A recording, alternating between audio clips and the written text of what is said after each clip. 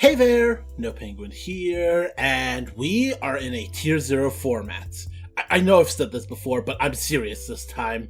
Unless you've been living under a rock, it's clear that Ishizu Tearlament is the best deck bar none. We are seeing top placement representation that we have not seen in a very long time. And there's absolutely no question that this deck is an absolute menace. However, how much of that is the Tearlaments? Because while Tearlaments was a strong deck, it's the Ishizu cards that give it the amount of interactability that outpaces pretty much every other deck. And you know what? I'm sick of the Ishizu retrains playing second fiddle to Tearlaments, or to Naturia, or to whatever. I will show you that pure Ishizu is just as, if not, even better than the Tearlament build. This is Nopenguin, and today we are going to be playing pure Ishizu.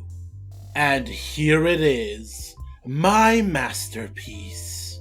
For those of you who don't know, all of the new Ishizu support that everyone's calling are retrains of classic DM era monsters that Ishizu used in the anime.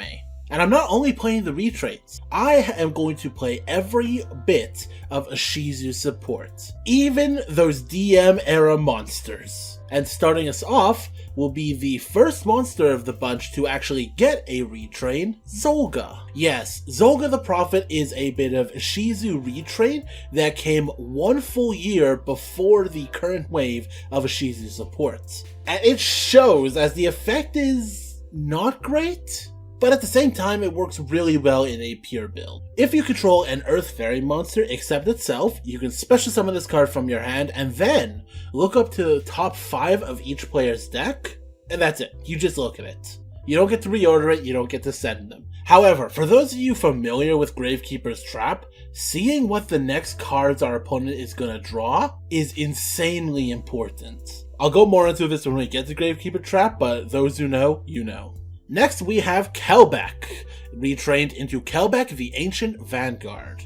This is actually a hand trap of all things. If a card is sent from the hand or deck to your opponent's graveyard, you can target a special summon monster they control, special this from the hand, and if you do, bounce that card. And if that wasn't good enough, if this card is sent from the hand or deck to the graveyard, you get to send the top 5 of each player's deck to the graveyard. And if Exchange of the Spirit is in your graveyard when this is activating, you can then set a trap card from your graveyard. And this is something that pure Ishizu has over the Tearlament or really any other variant of it. None of them get to abuse that secondary effect. I am going to be able to abuse it every single turn. On to our next bit of support, we have Yugioh, retrained into Yugioh the Ancient Sanctuary. Very similar effects to Kelbeck. If a card is sent from the hand or deck to your opponent's graveyard, special summon this from the hand, and then you can special summon a level 4 Earth Fairy from your graveyard. And much like Kelbeck, if this is sent from the hand or deck to the graveyard, you can mill the top 5 cards of both players' deck. But if Exchange of the Spirit is on the field,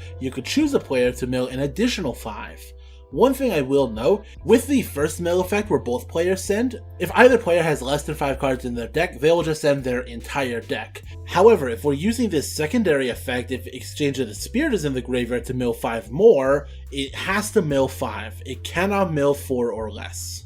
Next we have Keldo, retrained into Keldo the Possessed Statue. You can discard one other Earth Fairy monster, special summon this from your hand, then you can add a Exchange of the Spirit or any card that mentions it from your deck to your hand.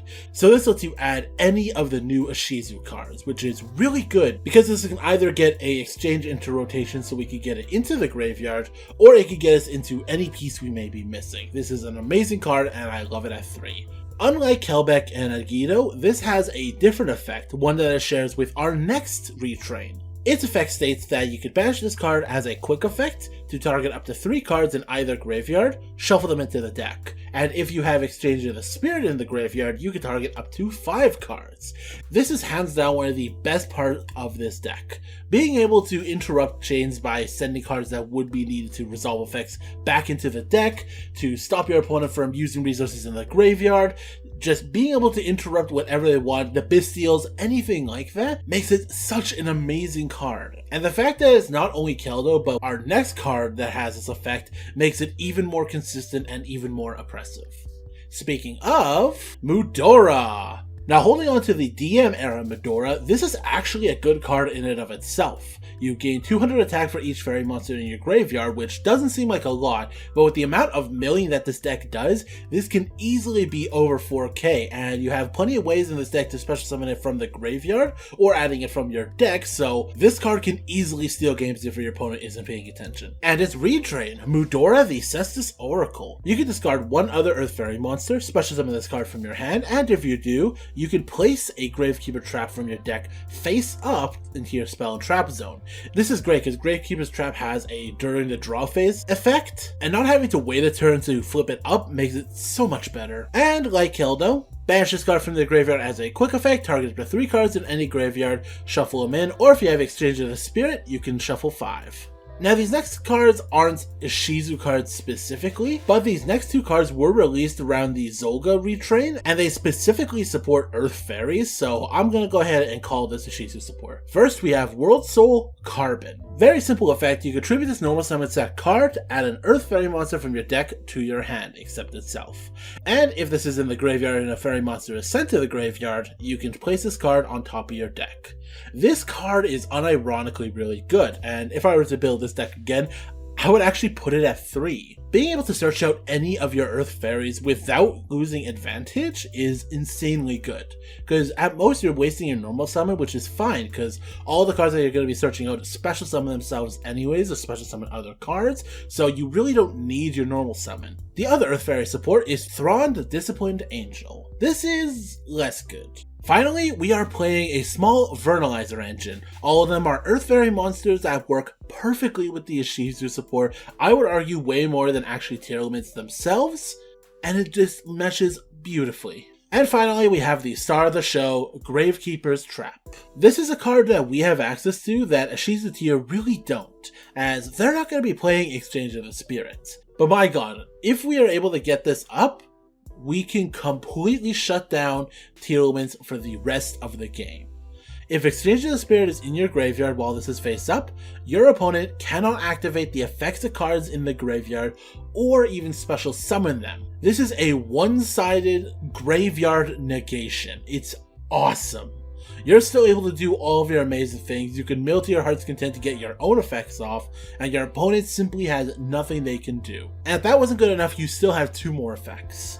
Effect number 2, during the main phase, you can discard 1 card and then add a Gravekeeper's or Earth Fairy monster from your deck to your hand. Again, everything in this deck searches everything else in this deck, and it makes getting to your place so goddamn easy. And finally, during your opponent's draw phase, before they draw, you can declare 1 card name, and if the card drawn is that card, send it to the graveyard. Normally, this is you just randomly guessing, hoping you can hit the card. But with Zolga the Prophet, so you're going to know what your opponent is going to have on the top deck, and you are going to be able to send it. When I was first building this deck, I thought Zolga really didn't have any synergy with the rest of the deck, but being able to get the information about your opponent's top deck makes it so good alongside Gravekeeper's Trap. I love it. But with that said, let's get into the replays. I am super excited to be showing you this. Let's go! Our first replay is up against Branded. I get to go first, and I'm just going to try to get into Mudora as quickly as I can here, because Gravekeeper Trap is just an amazing card. Gravekeeper Trap will go ahead, we'll use Carbon here, go ahead and search out the Aikido, then we'll go Baguska, Gravekeeper Trap to search out the Kelbeck. We'll mill 5 here and actually hit the Blast Held by Fate, so we can grab the Keldo. We're going to Keldo here so we can search out the exchange, because we want to get it into rotation to stop Graveyard, but we ended up milling it anyway, so it really didn't matter. But we'll just use this here, call the top card. Didn't get it, oh well. We're going to use Gravekeeper Trap here to search out the Kelbeck now. They're going to go get a Magnamute, they'll Branded Fusion. I could Kelbeck here, but I decided not to because I already have Baguska. They go to activate Magnamute, I'm going to Keldo here, shuffling a bunch of cards back into the deck. They'll not be able to summon it, they'll set to pass. I go here, I decided I could actually end game, so I turn it to attack position. Unfortunately, they do have the opening, so they're going to be able to go for a Luber and get its effect off. But I am going to be able to get a search here, no problem. problem. I'll use Keldo here, special summon itself by sending the Kelbeck. Kelbeck will mill 5. We'll go ahead and set a card. Then we have the Yugioh here. Yugioh is going to special summon itself and get another card. We will use Medora to shuffle back to stop the MacLeod once more. We have a whole bunch, including a 4700 attack Medora. We will go into Laplantian to clean up the field. They will see the writing on the wall and will actually concede.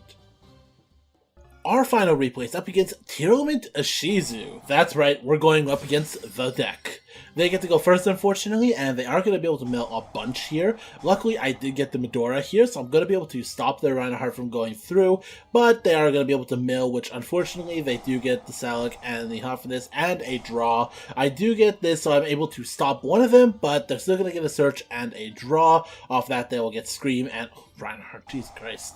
They're going to Scream here, normal the Reinhardt Scream, mill 3, send 1. They're going to go ahead and get the Hoffness. Hoffness will activate its effect, shuffling Myra in to go into the Kikalos. Kikalos uses this effect, add a Salic, then they'll Kikalos, summon the mirror that's already in their hand. Myra will go ahead and send 3 from the graveyard. Kikalos send even more. They'll go into Elf. Elf bring back the Diviner. Diviner will activate, and at this point I decide Kelbeck. I'm going to use it on this Keldo because I cannot deal with Barone. They will pass turn, and this isn't bad.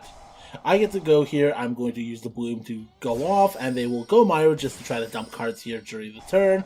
But I do have my own bit of dump. I'm going to Akito here. They are going to dump all kinds of cards. I try to deck them out here, but because they have only 4 cards left, I have to mill from my own for the additional 5.